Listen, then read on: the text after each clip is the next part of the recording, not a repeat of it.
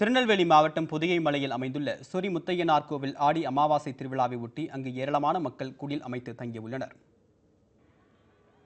தாமிரபரணி நதிக்கரையில் அமைந்துள்ள சொரிமுத்தையனார் கோவில் ஐயப்பன் அவதாரமாக போற்றப்படுகிறது.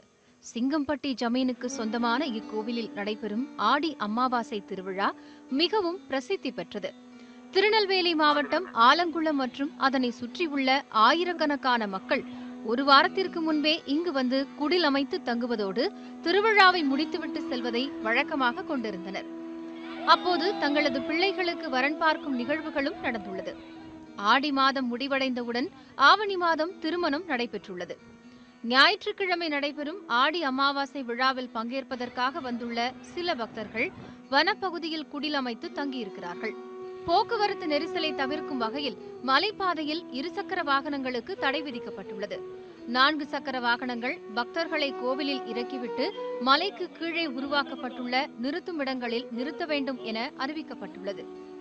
இதனிடையே வனப்பகுதியில் செல்லும் பக்தர்களுக்கு கடும் கட்டுப்பாடுகள் விதித்துள்ள வனத்துறை பிளாஸ்டிக் பயன்படுத்தவும் மது பாட்டில்கள் கொண்டு செல்லவும் தடை விதித்துள்ளது. வனப்பகுதியிலே குப்பை போடாமலும் வனப்பகுதிகளிலே பசுமைகளை சேதப்படுத்தாமலும் இருப்பதற்காக ஆங்காங்கே எங்களது பணியாளர்கள் கண்காணிப்பில் உள்ளனர். ஒவ்வொரு குடிசையில் உள்ளவர்களையும் ஒரு பை வைத்து அங்கே உள்ள அவர்களது குப்பைகளை அந்த பையிலே இட்டு திரும்பி எடுத்து செல்லுமாறோ இல்லை நகராட்சியிடம் கொடுத்து கீழே எடுத்து செல்ல வழிவகுக்குமாறு கேட்டுக்கொள்ளப்பட்டுள்ளனர்.